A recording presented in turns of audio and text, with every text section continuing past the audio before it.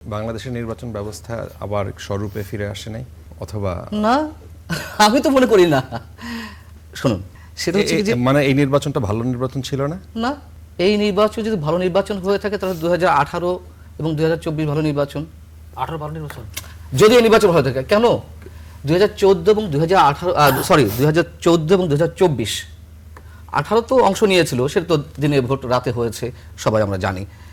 এই নির্বাচন কি দিনে ভোট সন্ধ্যা থেকে শুরু হয়নি, আগের দিন সন্ধ্যা থেকে? এইবারের নির্বাচন হ্যাঁ, কি হবে?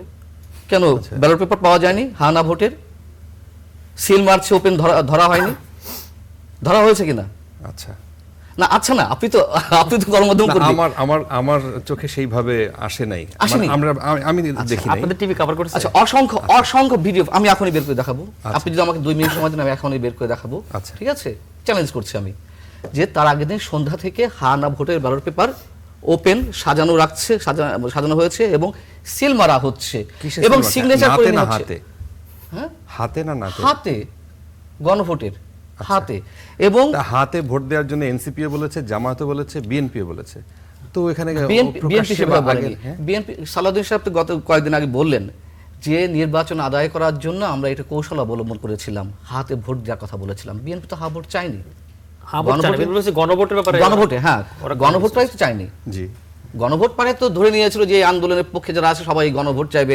গণভোটে কিন্তু কি কারণে তাও তো না ভোট পড়েছে, তাই না?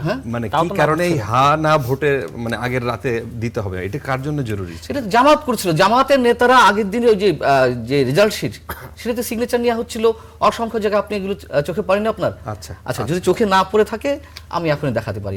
আপনি আমাকে যে 2 মিনিট সময় দেন, আমি এখনই অ্যাডভান্স কথা বলার সময় বাইক করে দেখাচ্ছি। আচ্ছা, এখন বিষয় হচ্ছে কি না, আর কি কারণে এই নির্বাচনটা প্রশ্নবিদ্ধ ছিল? মূল বিষয় হচ্ছে 2014 এবং 2024-এ আওয়ামী লীগ কৌশল অবলম্বন করেছিল যাতে বিএনপি নির্বাচনে না আসে, ফাঁকা মাঠে গোল দিতে পারে। আওয়ামী লীগ কিন্তু বিএনপিকে নিষিদ্ধ করেনি। এবার কিন্তু ওই নির্বাচনগুলোতে যেভাবে বিশেষ একটি পক্ষকে বাইরে রেখে একতরফা নির্বাচন হয়েছে এবং আওয়ামী মনোভাবাপন্ন যে দলগুলো ছিল তারা কেবলমাত্র অংশ নিয়েছে, সে জাসদ, ওয়ার্কার্স পার্টি। এইবার 2026-এর নির্বাচনে সেম সিনারিও, উপরন্তু আওয়ামী লীগের মতো একটি দলকে নিষিদ্ধ করে নির্বাচনটি অনুষ্ঠিত হয়েছে। আপনি পার্থক্যটা কি দেখবেন?